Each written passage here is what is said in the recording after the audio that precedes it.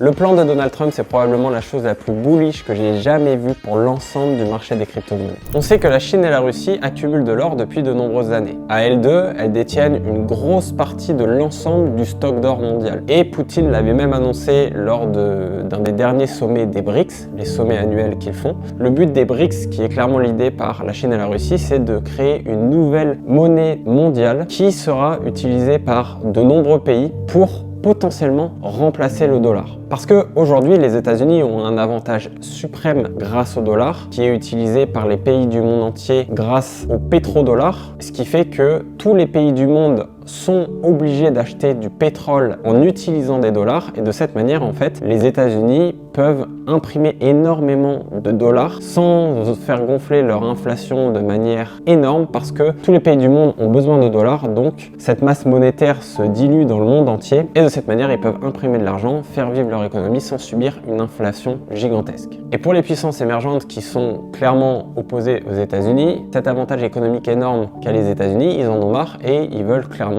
le récupérer ou alors le retirer des États-Unis. Surtout depuis que l'Arabie Saoudite a rejoint les BRICS. On arrive bientôt sur Bitcoin, vous allez voir. Et donc on a même vu les premiers contrats d'achat de pétrole hors dollar. C'est une première dans l'histoire. Maintenant, on a vu que le plan de Donald Trump, c'était de faire des États-Unis la première nation crypto-monnaie et Bitcoin au monde. Il a clairement annoncé depuis des mois qu'il ne laisserait pas une autre nation devenir leader de l'écosystème crypto dans le monde et qu'il voulait que ce soit les États-Unis. Depuis des mois, il discute de la création d'une réserve nationale de Bitcoin pour les États-Unis avec une proposition pour que les États-Unis achètent 200 000 Bitcoins par an pour les 5 prochaines années pour acquérir 1 million de Bitcoin et avoir ainsi une réserve nationale de Bitcoin. Et comme par hasard, BlackRock, qui avait toujours été contre le Bitcoin, a retourné sa veste début 2024 en lançant un ETF sur Bitcoin qui est devenu cette année le plus gros ETF jamais lancé par BlackRock, qui a dépassé l'ETF de l'or, qui a dépassé tous les ETF qui n'ont jamais été lancés par BlackRock en termes de volume d'investissement des investisseurs. Or, on sait que BlackRock est très proche du gouvernement américain. On sait aussi que Elon Musk, qui est clairement pro-crypto et pro-Bitcoin, fait partie du gouvernement américain. Et on sait que le fondateur de Coinbase, le plus gros échange américain de crypto-monnaies, était sponsor de la campagne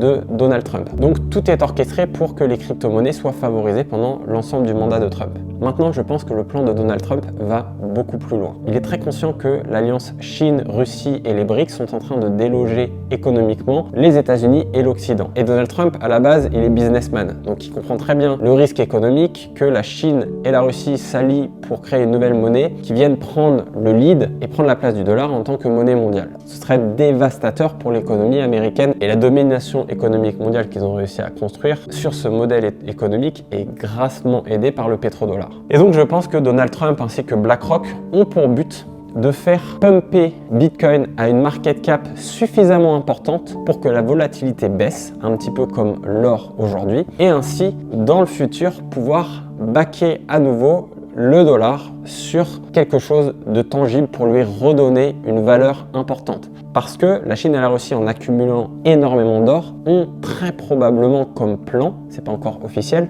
de backer une nouvelle monnaie sur de l'or, comme le faisaient les États-Unis à l'époque, jusqu'à ce que la convertibilité entre le dollar et l'or soit arrêtée en 1971. En créant une nouvelle monnaie backée sur l'or, la Chine et la Russie auraient alors un candidat très fort pour déloger le dollar. Et donc pour éviter que cela se passe, les États-Unis actuellement n'ont d'autre choix que de trouver une autre solution, une autre alternative. Et Bitcoin a l'air de se présenter comme l'alternative toute trouvée. En plus de ça, Michael Saylor, le plus gros investisseur Bitcoin de tous les temps, a récemment proposé d'aller encore plus loin. Il est très conscient, bien évidemment, que la Chine et la Russie détiennent beaucoup d'or, et donc il a proposé que les États-Unis revendent tout leur or, sachant qu'ils avaient déjà annoncé qu'ils allaient revendre une petite partie de leur or pour acheter du Bitcoin afin de faire grandir cette réserve de Bitcoin des États-Unis.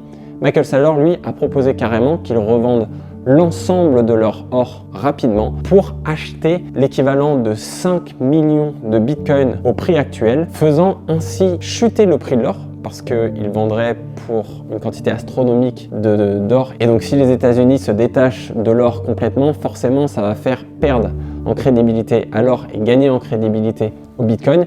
Et en faisant ça, il ferait donc chuter le prix de l'or très très bas, ce qui rendrait bien évidemment tous les efforts de la Chine et la Russie nuls et donc leur ferait perdre énormément d'argent, et ça ferait en parallèle augmenter le prix du Bitcoin très très haut, faisant ainsi gagner beaucoup d'argent aux États-Unis et forçant la Chine et la Russie à racheter des bitcoins plus tard à un prix beaucoup plus haut. Parce qu'on l'a vu depuis que Donald Trump a annoncé qu'il allait créer une réserve stratégique de bitcoin pour les États-Unis, il y a évidemment d'autres pays qui se sont réveillés. Le Japon a commencé à en parler, la Pologne en a parlé, et on va avoir de plus en plus de pays qui vont commencer à en parler pour suivre ce que font les États-Unis et ne pas se laisser devancer trop rapidement par ce pays. Cependant, bien évidemment, l'or a encore un gros avantage sur le Bitcoin, c'est son histoire. Bitcoin est un très bon candidat à devenir une réserve de valeur, mais n'existe que depuis 15 ans, alors que l'or est utilisé depuis maintenant des millénaires et donc a des millénaires d'histoire. Forcément, ça pèse dans la balance. Ce serait donc clairement osé pour les États-Unis de faire un tel move vers